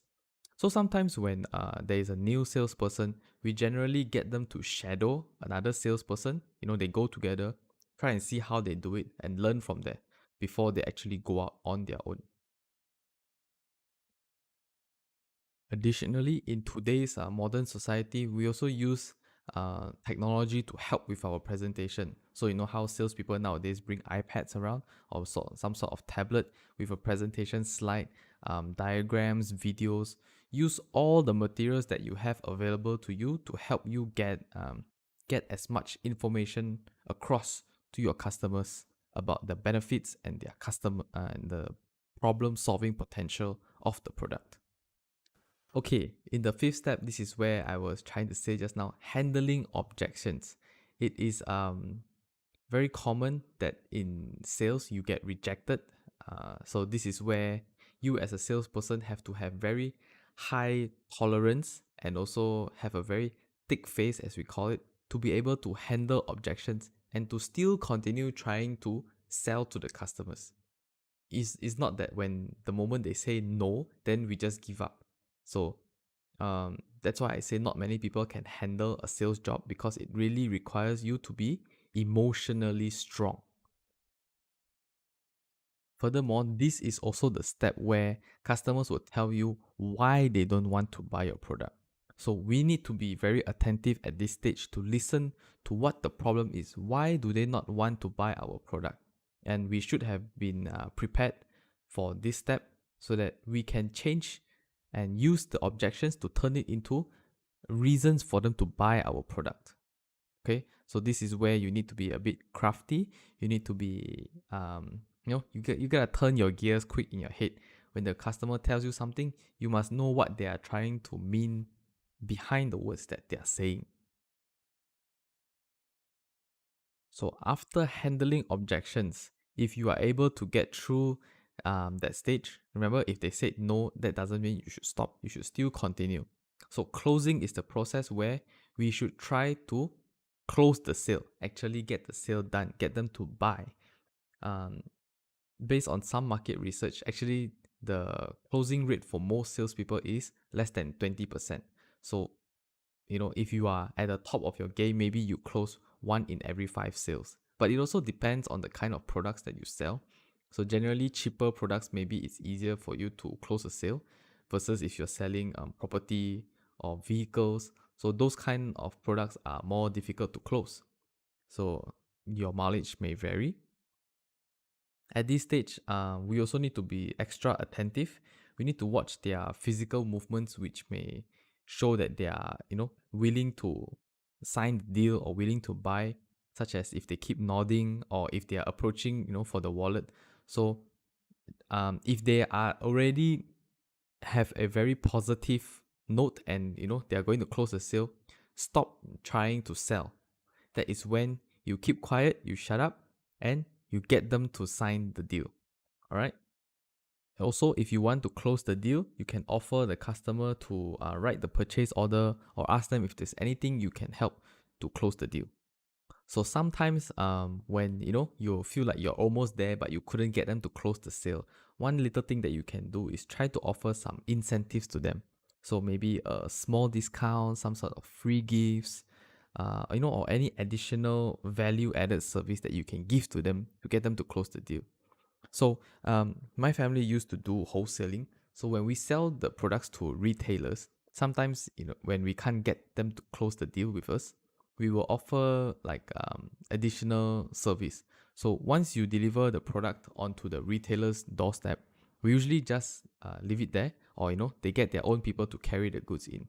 So as a value added service, we will get our staff to actually bring the goods in to their retail store and arrange it on the shelf for them. So this helps them to save time, and sometimes it actually works, and they close the deal with us. Then the last step, which is follow up. So this is where we follow up with the customers after the sale to see that, make sure everything was delivered okay to them, whether the products were received in good condition, whether they face any problems that, we can help to solve, and to make sure that they will continue to buy from us for a long time. This is also the stage where we collect feedback from them, so that we can learn about our products more. Sometimes when they sell the products, they receive complaints from customers, which will be passed on to us through the follow-up stage. So, like I said, these steps are especially useful for salespeople who are conducting sales for the first time with a new customer. Yep, personal selling is transaction oriented. So the long-term goal is to develop a mutually profitable relationship. So that's what we should be doing when we are conducting sales.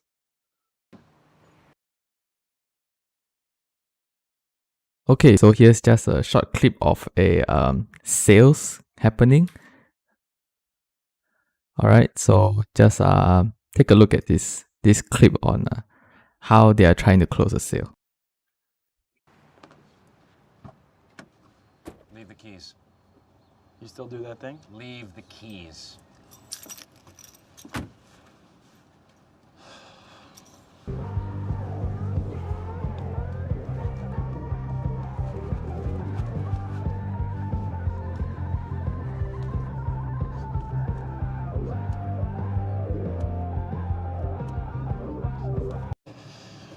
After you, sir. No, thank you. I never let anyone walk behind me. 7 out of 10 attacks are from the rear. Okay, well, that still leaves a 30% chance that I'll attack you from the front. Yeah, but it'll be easier to stop. I can always block the blow, or I can counter it. But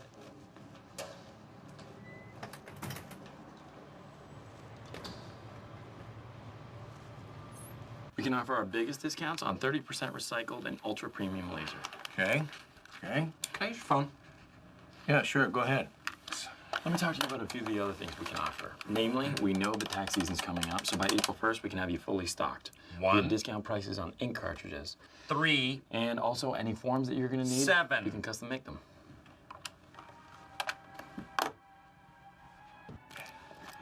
Well, I appreciate what you guys are saying, but it makes more fiscal sense to go with one of the big guys. Sure. That's true. We can't compete with their prices. But let me ask you something. How important to you is customer service? It's very. Please keep holding. Your call is very important to us.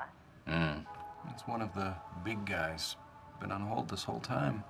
And this is Dunder Mifflin. Dunder Mifflin Customer Service, this is Kelly. Hey, Kelly, it's Jim.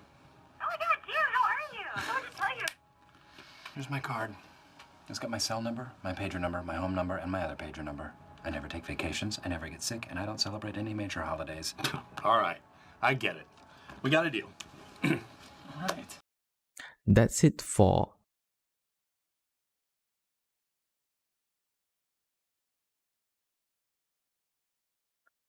Alright, so that short clip was from The Office. It's about the story of two salesmen and how they close the sale just like that. So, of course, in different countries, we have different cultures, and that changes how sales is being done. In Asian countries, it's not so, how do you say, clear cut. Like, work is work, and personal time off is personal time off. In Asian countries, we have to do sales together, sort of while entertaining the customers. So definitely processes are different. In the US, they only work during working hours. They do not like to be disturbed on their personal times. So definitely, if you are doing sales in a Western country, you have to approach them in a very formal manner as well as during the correct time. All right. So a lot of talking today, a lot of theories, a lot of examples. I'm sure it must be very tiring and exhausting to listen to. So let's have a short break, shall we? I couldn't finish showing you the many different kind of ads I wanted to show, but remember the advertisement on Chaindrit, the Thailand spray? Well, actually that was only one of the many products that Chaindrit has, and they have other products as well. So let's take a look at two of the other advertisements for this break, shall we?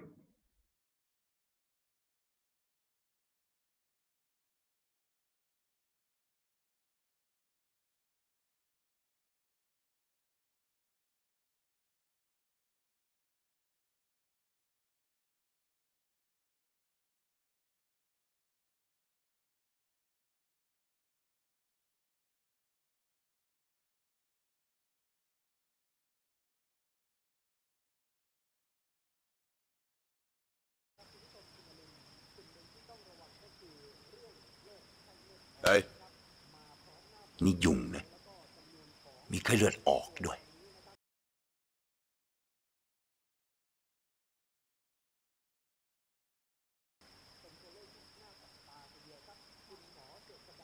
บวมนะเราอะ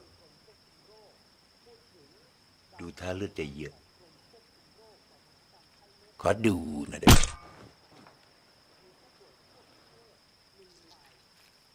ตาย ด้วยเช่นไร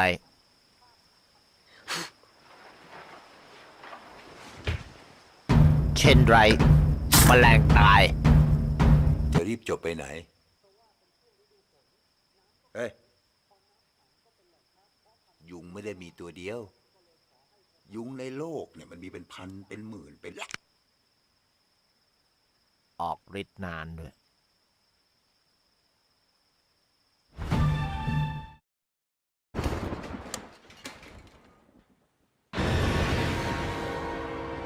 หน้าฝนแมลงมันจะเยอะ โรคเยอะด้วย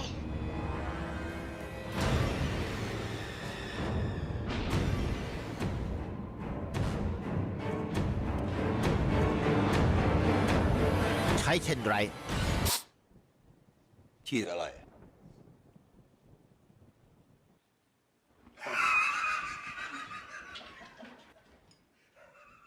สเปรย์ปรับอากาศ สงสัยจะหล่นไว้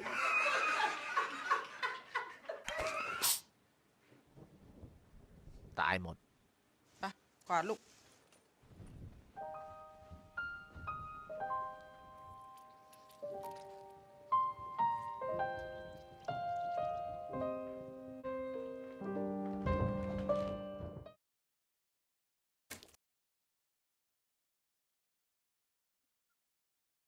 Alright, so the other one is the advertisement on the termite, which you guys have already seen. So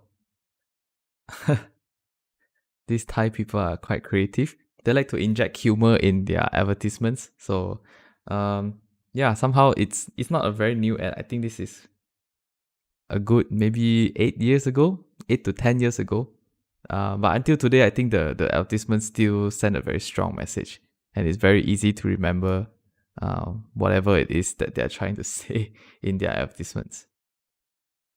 Okay, so for the last video for today, it's on sales promotion as well as direct and digital marketing. Okay, and then after that, I will start camps for you guys to take the attendance, and by then, it should be the end of today's lecture. Okay, so last video.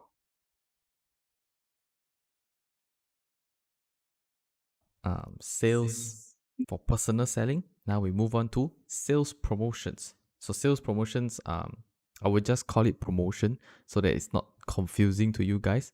So what are promotions? I'm pretty sure you guys know what this is, but it is the short-term incentive to encourage purchase. Buy now. That is the main idea of a sales promotion. Everyone everywhere that is doing business right now is using sales promotion all the time because of the pressure to build and increase sales. It's a very normal behavior, but it's not always the best to cut on your prices when there's a lot of competition, especially if you are unable to differentiate yourself. So always think about how you want to position yourself. What kind of value can you bring to your customers? Always go there, and then from there, you decide how much to sell to your customers. So that's why we learned about the STP initially, because that process is used so that we don't have to rely on slashing prices and price wars with other businesses to ensure our own survivability. So why is sales promotion growing so rapidly? Everybody wants to increase sales, a lot of competition, and because advertising has become noise right now everywhere, so it has become less efficient and effective. And consumers have definitely become more deal oriented as well. So I can't remember if I've mentioned this before, but Malaysian consumers are the most price sensitive consumers in the whole Southeast Asia. So this was a research conducted by Nielsen, which is a very big market research company. So sometimes we are not just concerned about the dollars and cents that we can save through sales promotions, but we are also what we call hedonistic shoppers. So what this means is that we enjoy looking for a bargain. So normally something that we can buy for 1,000 ringgit, if we can find a deal on it to get it for 800, yes, first of all, we save $200. But at the same time, we find the fun in trying to find these kind of deals, and to know that we've gotten a good deal really gives us a sense of satisfaction. So maybe that's why Malaysian shoppers are extremely price sensitive.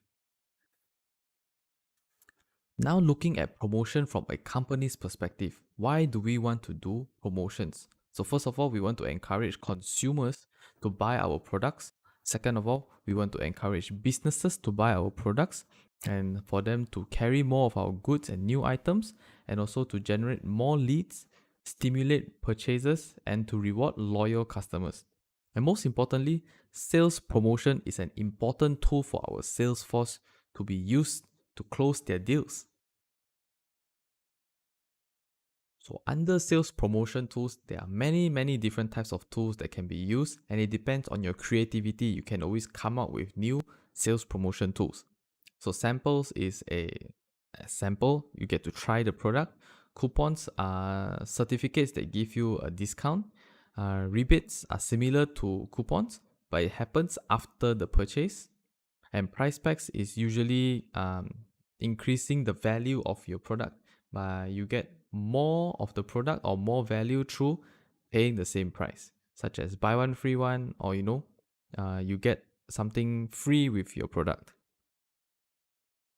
So let's take a look at these examples instead, shall we? Sampling, I think most of you know, it's very commonly used with food products. You get to try them before you buy any of the products.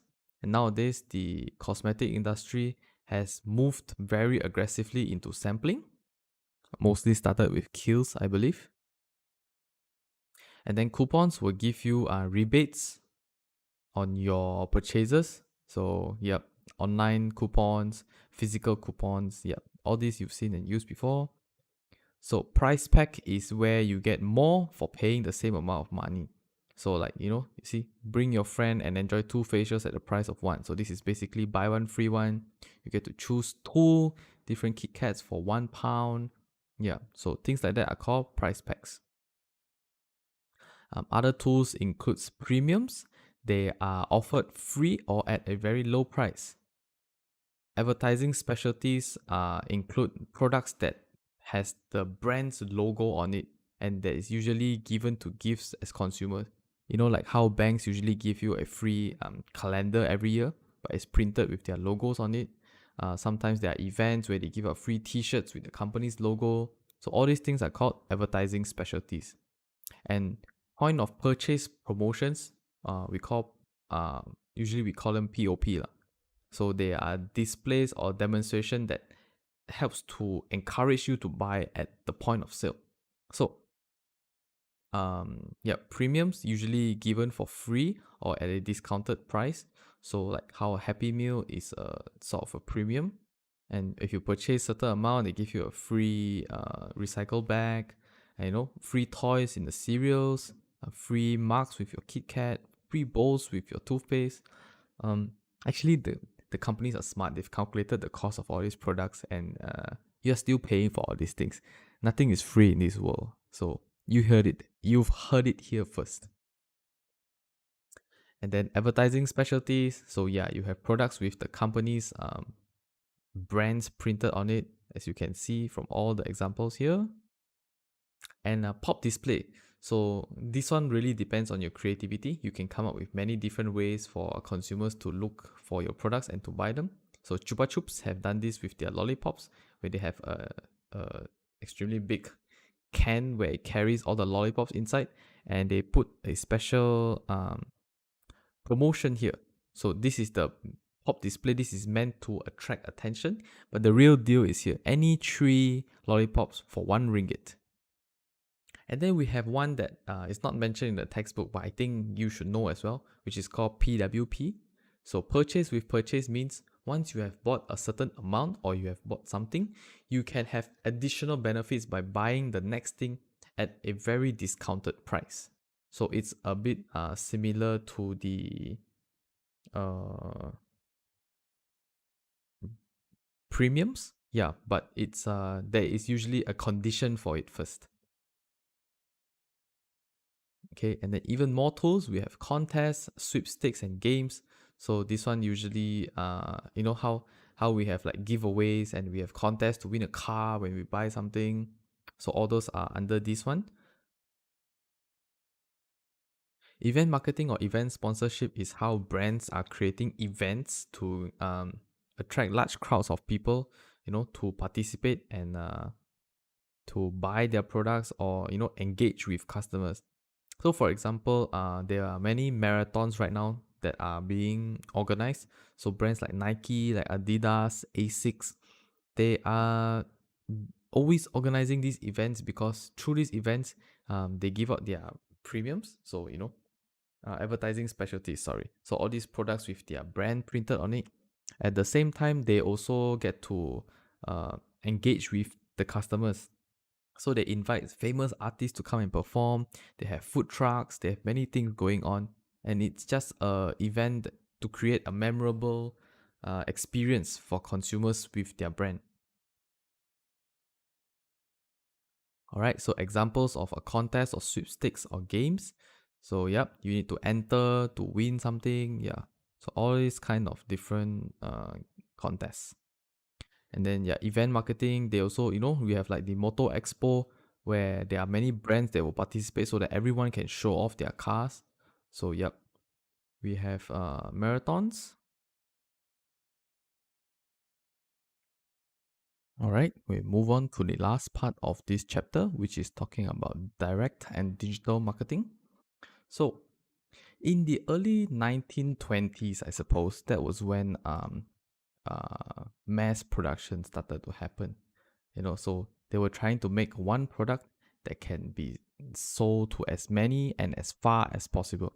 But nowadays, we are more focused on mass customization because customers are looking for highly personalized products for themselves. So it has come to the point where businesses are changing their advertising strategies and changing their budgeting as well to focus instead on mass media. To instead of using it on mass media, they are using it to direct and digital marketing to directly talk to the customers and to engage with them. So for many small companies today, direct and digital marketing is the complete model. They no longer need to have any infrastructures and to have such a big team and so many people to do things. So websites like Trivago, Booking.com, majority of them have small teams of people working together, but they can run multi-million-dollar businesses using this kind of model.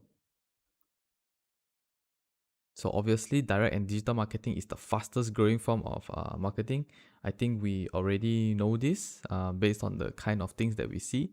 and how the COVID-19 has actually pushed this to become much faster than it was going to. So yes, this is changing how consumers are spending, but it is also changing how businesses are spending on marketing. So why direct and digital marketing? First of all, it's really about convenience. Using the internet, especially, we have ubiquity access. So anytime and anywhere we can access everything that we want for both perspectives, either as a business or as a consumer. And we have ready access to so many products. We can even compare the information about these products easily. It is interactive and immediate, especially with our patience running thin these days. We're not the kind of people that can wait for something anymore. If we want it, we want it now. There is a term for people like that, and especially for this generation, it's called instant gratification. I think I've gotten much better writing with my mouse. Looks pretty good, doesn't it? So more benefits, it can be used as a tool to build customer relationships. Remember, because we have direct one-to-one engagement with our customers, it is low cost compared to traditional methods. It's flexible, and sometimes we can access to buyers that we usually can't reach through other channels. So in digital marketing, actually, one very important term that we always use is called the customer acquisition cost, which means how much money do I need to spend on marketing in order to gain one customer. So different industries obviously have varying costs for that, but that is one of the most important things that we look at in digital marketing. So what are the forms of direct and digital marketing? I think we know most of these: websites, online advertising, email, blogs, and traditional is all the old school ones. So like telemarketing, somehow it has gained resurgence lately. If you look at the Malaysian channels, NTV7, TV8, there is a lot of telemarketing going on, which we now call it Go Shop, I believe. IKEA used to be very aggressive in catalog marketing, and in many direct selling companies, face-to-face selling, going door to door and actually knocking, trying to sell something. Those are what we call traditional direct marketing.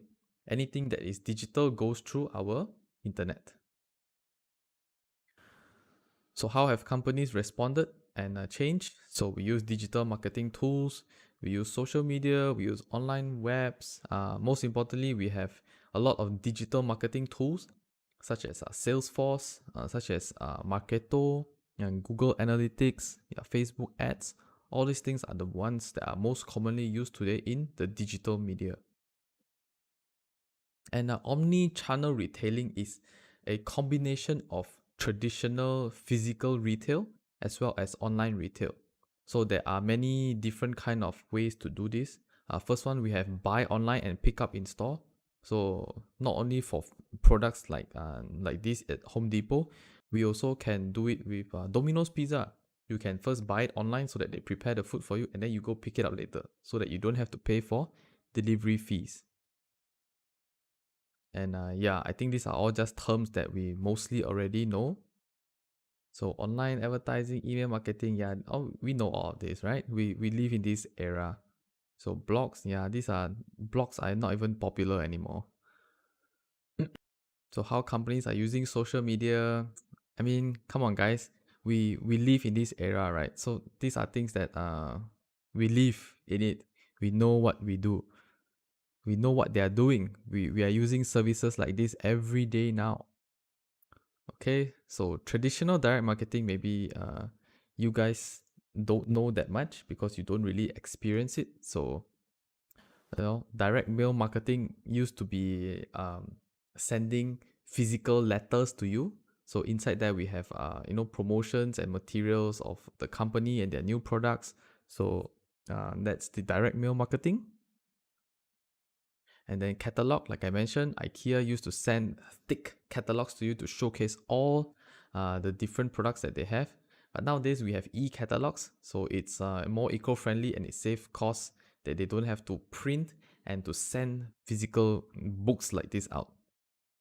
Telemarketing is using the telephone, cold calling. So you call your customers to try and sell something to them. I still get this a lot from the telecom services in Malaysia. And then direct response TV is where you watch the programs that they're trying to sell on TV. So this is apparently still very, very popular in the United States. They have something called the QVC. If you're interested in direct marketing, you can go check that out. And lastly, we have kiosk marketing, which is using a kiosk to sell the products to you without the help of any person. So I guess this is still around today in quite many places. Yeah. So that's it for this chapter of promotion. Now you know 2 of the 4 P's.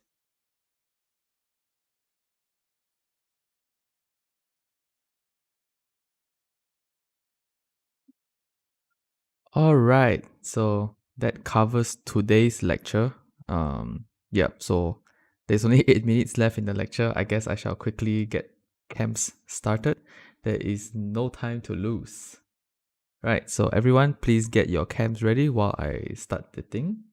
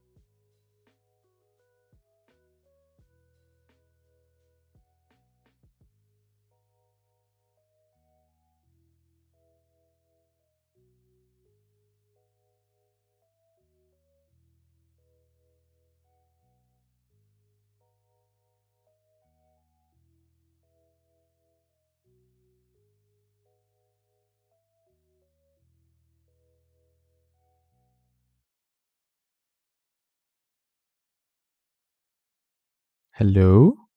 Hello. Okay. Yep. So sorry. Yeah, technology and me, we're terrible. Okay, so to answer Caitlin's question, so Coca-Cola uses reminder ads because they are a matured brand, right? Remember the product life cycle, they are in the maturity stage. So in their messages, they don't encourage you to like buy or like aggressively tell you buy now, or have a big discounts, big sales. But instead, if you look at their advertisements, they have messages like celebrating milestones with loved ones. They always use emotional appeal, and most importantly, in their ads, the brand itself must be huge so that you can see it and that you can remember. So like this one as well, the brand is always on display and is big. Whereas persuasive advertising is usually used to persuade you to buy their products. So sometimes they may compare, if Coca-Cola wanted to do this, they would do, maybe they put a small Pepsi in the background and then they'll say, buy Coca-Cola instead of Pepsi. So, that's trying to be persuasive. Yeah, I hope that answers your question. It's definitely different from persuasive advertising.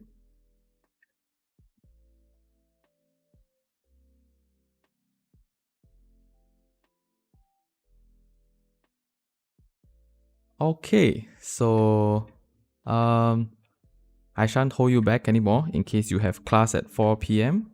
So if you guys have no more questions, you can leave the video. It's good.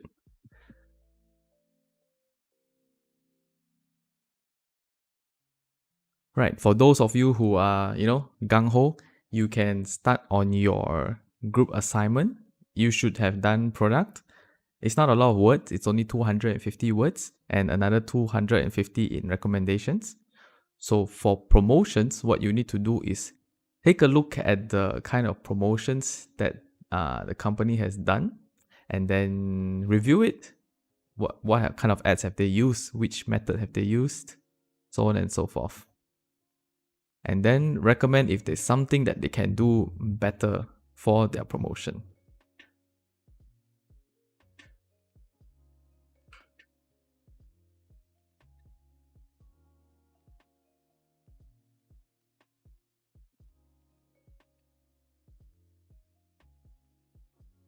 Okay, thank you everyone for being on time today, and I will see you in class tomorrow morning and afternoon.